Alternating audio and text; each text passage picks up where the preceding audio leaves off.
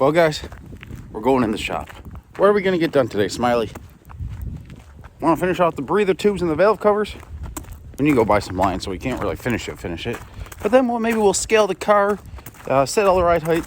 Then maybe we'll start working on mapping out the 4-link brackets and stuff like that. I think we're going to go after the 4-link setup here.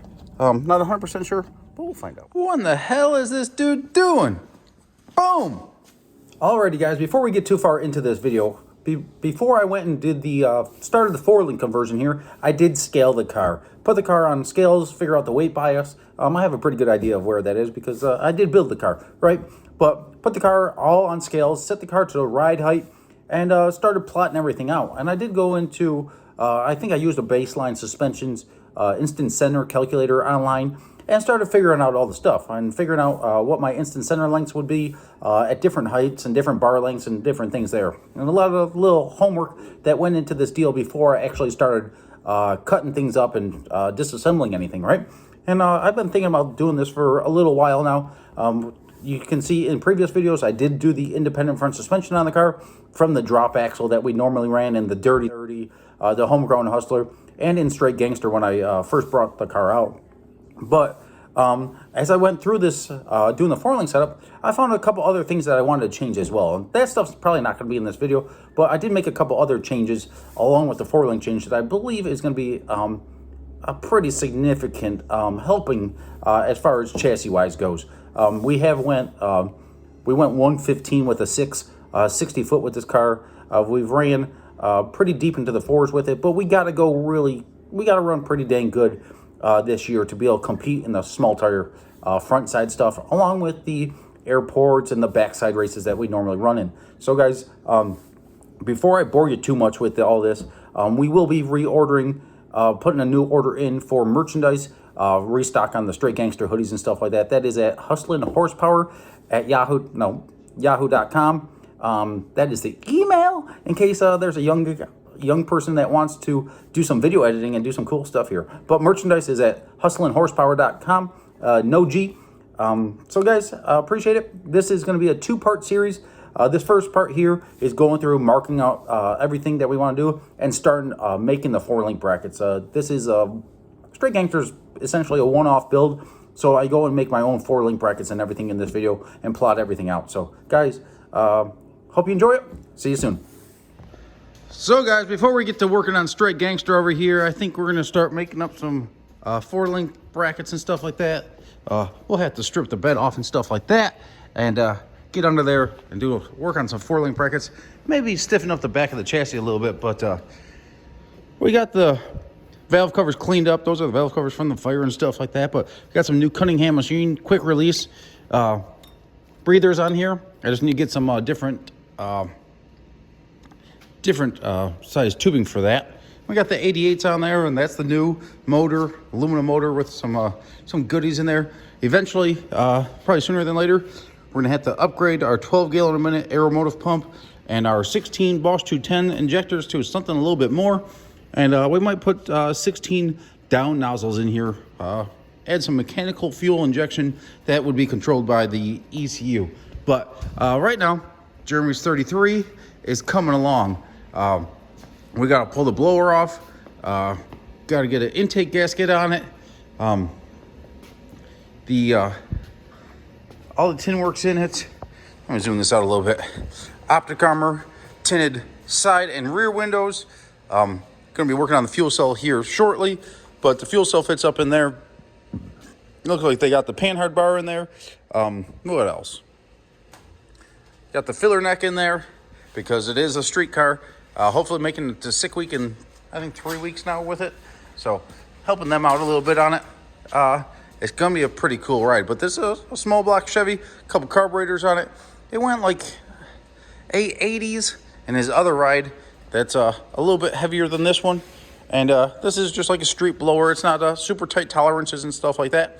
But it'll make enough power to do all right out there. Should be able to go, I don't know. Hopefully it would go 860s or so.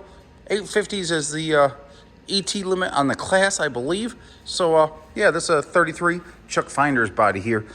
Pretty cool piece. Well, guys, that right there is a suspension calculator, and it might not look like much right now, but eventually this is going to be a 4-link setup. So I still need to decide exactly what length bar we're going to go with, but I think we're going to go with a 20-inch bar for the upper part here. That is the slider setup on the bottom. We're going to go through and we're going to make these plates out of here. That gap right there is a lot bigger than what it appears when it's done here. It is a pretty minimal gap, but we're going to be tying these two pieces in, and we're going to be doing a little bit of a setup here for a straight gangster. But yeah, we're going to go through, do a little bit of work, and I think we're going to start piecing together a 4-link setup. Doesn't look like much right now, but we're going to start turning a couple of slabs of 1/4-inch thick steel into some new 4-link brackets. I think it's got some potential. This is the ladder bar setup that I make. It is quite a bit different than most people's ladder bar setups, but we did go 115 60 foot with this. But I could see where going to a 4-link setup could have some benefit. So we're gonna be making some small changes in this setup here, just to see exactly how it all plays out.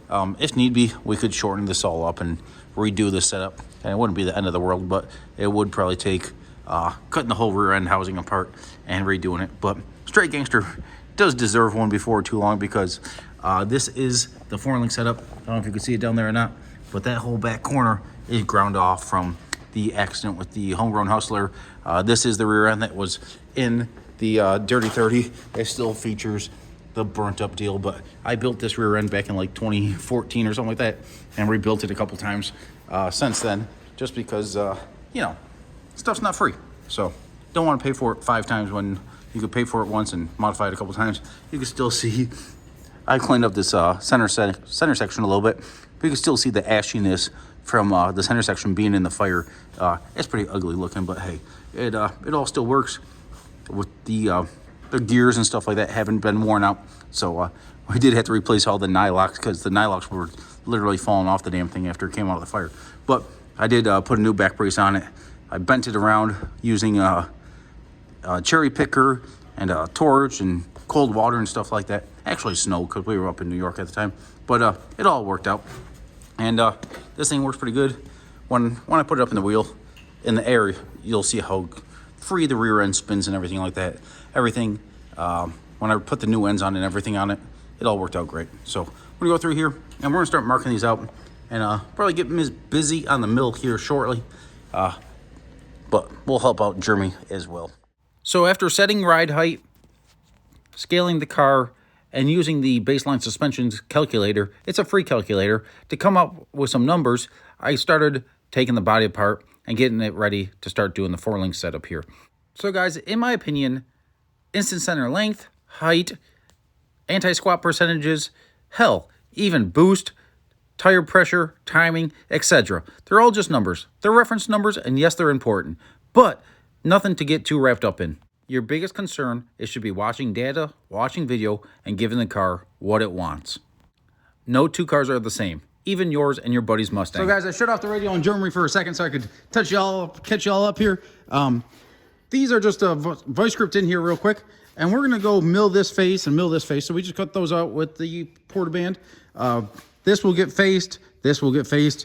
We got our centering holes here. These will go into the existing 4-link brackets, so that when we go to do this, I go to bolt all this up after I go and make the pieces. So we'll go through here, mill this face, clean up the bottom faces, clean up the front face. But to do that all and keep these all perfectly the same, we're gonna MIG weld the face and the face here, mill it, and work our way around it.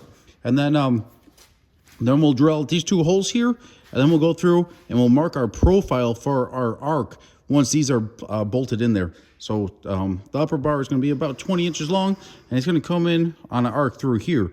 And once we get that bar made up, we'll go and put it in there and follow our arc, and we'll go and make our holes probably every 3/4 of an inch. Since they are 1/2 inch holes, that would give us a 1/4 inch of 1/4 inch between each hole. So we'll go through here and yeah, just tip away at it. So we're gonna weld, mill, and get on with it. Once I find a shop with a living quarters to rent, or something that's reasonably priced in today's market, I'm gonna get me a mill and a lathe. Guys, it is so much easier putting a car together when you have access to these things, but it's not the only way to get the job done. Well, guys, now that we got this face really nice and clean, we're gonna put this in the vise, and then we'll do the top edge, and we'll figure out the other sides as well. Well, guys, I just spent a whole lot of time with the angle grinder and cleaned up the edges that I couldn't mill right now, because the reason for that is the process is I'm gonna toss this in the vise. I'm going to drill out these 2 pilot holes. These 2 pilot holes are going to essentially locate this in the 4-link bracket. So I want to be able to get this mocked up in there. So we're going to be able to put this in the vise, friggin' drill these 2 out to 1/2 inch, 480 thousandths, something like that, 1/2 inch, whatever. And we're going to mock these up in the chassis so that I can mark out my arc, and we'll plot out the holes that we're going to put in this deal. But to do that, we're going to have to take the vise off. We're going to have to put set this up just directly on the table itself, because you can't really go through here and drill it like that. But we could put it in the vise to get these 2 holes in. So guys, Jeremy's dad taught me this truck. A little bit of friggin' a little bit of hand soap is a really good cheap cutting fluid.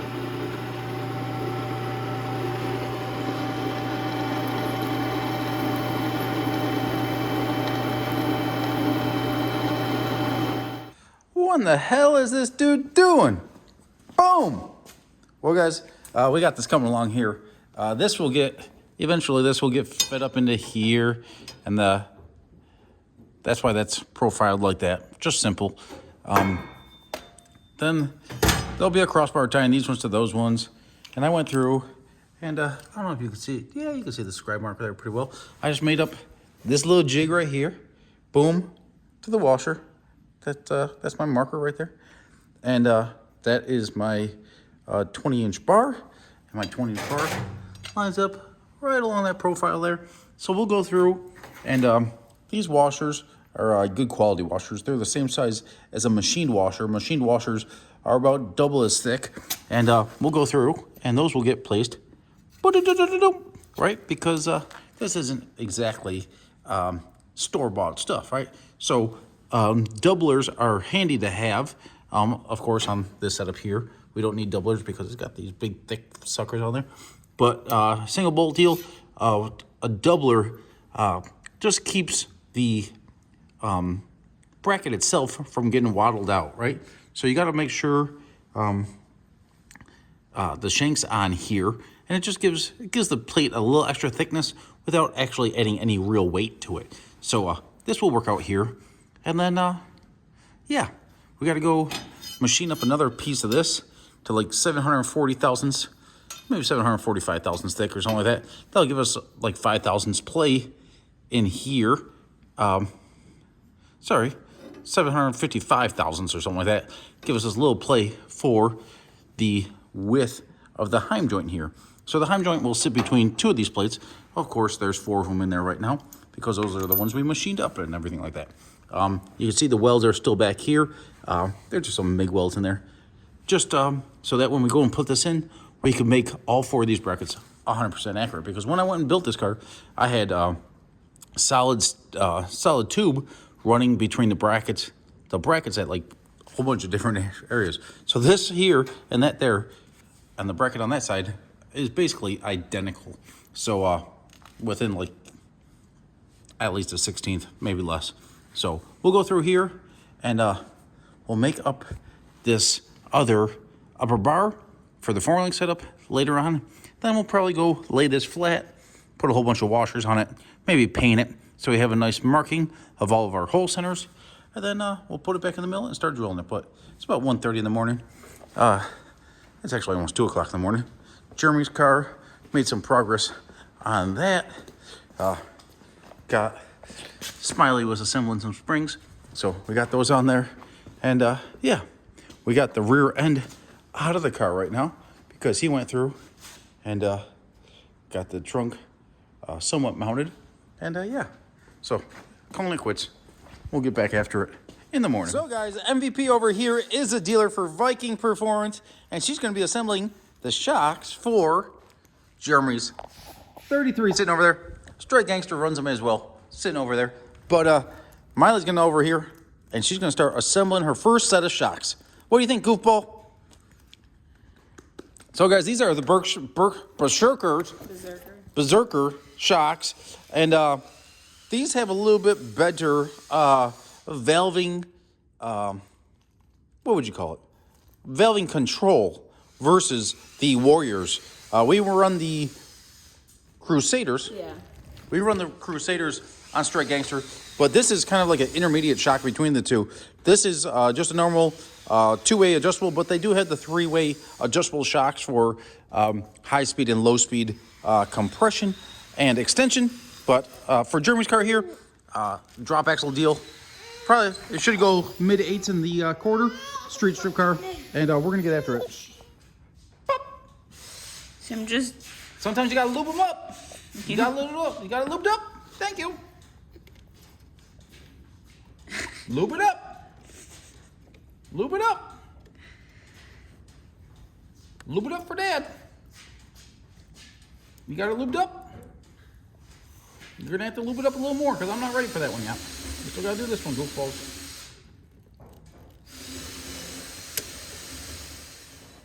We're gonna get it in there.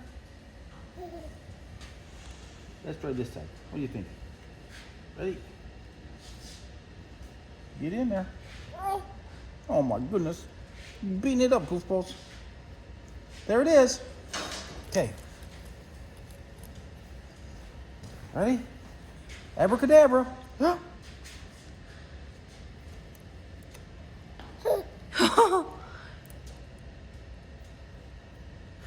Ready?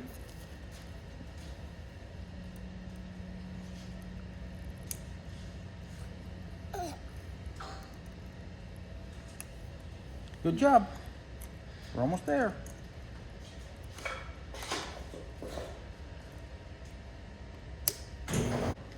Boom, boom. Say, hey guys, look it, look it, look it. You did another one. Good job. Oh, take it over there. Come on. We gotta have the bearing. See it there. Put it in there. Come on. Drop the bearing in. Hey. Put it in here. We gotta put it in here. Come on. We'll get you another one to play with. Thank you. Oh, so close. Ready? Let's drop it in. Ready? Ready? We're almost there. We're almost there. Oh. You beat this one up a little bit. You get it?